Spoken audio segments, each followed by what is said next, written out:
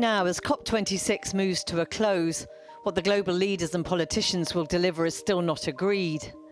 But what difference has the eye-wateringly expensive conference made to the rest of us? COP26 might have put the environment at the top of virtually every news bulletin, but what impact has it had on people who may struggle to see tackling climate change at the top of their own to-do list? I find it really worrying. I stopped talking about it in the 1980s. I heard about it in the early 70s first. Proper science, not hearsay. And by the 80s, you come to people who just laughed at you if you talked about it. It's only now that I would even say a minority of people are starting to realise what we're facing. We're facing the total extinction, not just of this race, but every living thing on this planet. People seem to think it's going to start getting hotter and hotter and level out at some plateau. It's not. It's going to get hotter and hotter and hotter. Myself, I was detached from it. There was somehow this kind of view that, it's not my responsibility really, but as I get kind of more, as I learn more and more, it's going to affect me. It's going to affect my children. It's going to affect my people that I love and care about. What does it mean in practical terms in your lives? What are the, but are there things that you do differently or kind of day-to-day things that you consider? Moving over to more environmental friendly products, and we're moving away from a diesel vehicle over to electric or hybrid when we can afford it. One of the ways I'm making changes is to pay more attention to my instincts. So my instinct is often to walk places, and I have done that.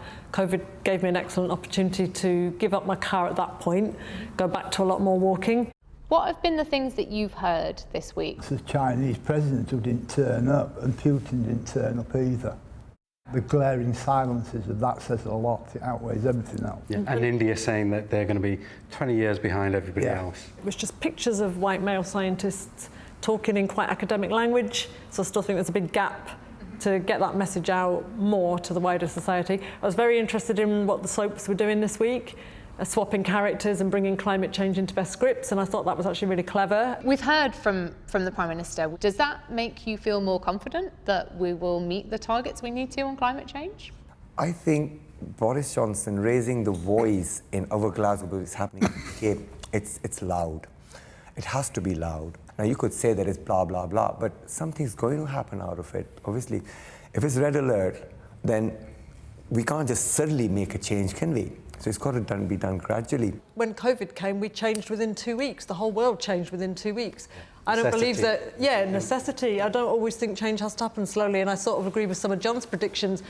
Soon we might not have the luxury of sitting around talking for much longer. You're on the world stage saying, we've got to act now, it's quarter to 1 minute to midnight. And by the way, we're going to issue a licence for people to... It was the thing with the fracking was the same, causing earthquakes, and then they thought, oh, bloody hell, we better stop this. Maybe there should be more people on the M25 blocking the motorway trying to raise that voice. Where I live, people are struggling to survive, they're struggling to eat, and to get as far as having the luxury even of having a discussion or taking in Channel 4 News, I don't think it's going to happen in their lives. They're going hungry, they can't eat, they're battling their addictions. They've got different priorities in their life. Yeah, different priorities at the minute. Do you feel more or less optimistic than you did this time last week? I'm actually just going to say cynical. The simple thing is, it's a global problem. It needs a global solution. Not everyone on the planet is engaged. I am optimistic that we're doing the right thing. We're talking about it, this issue. We're making promises. Whether we deliver exactly those promises or we underachieve by a little bit, but we're heading in the right direction. COP26 is still trying to negotiate an agreement 197 countries must sign. A feeling here that Earth can't wait. Action must start now, however small, with individuals. And if global leaders can't lead, they'll just have to follow.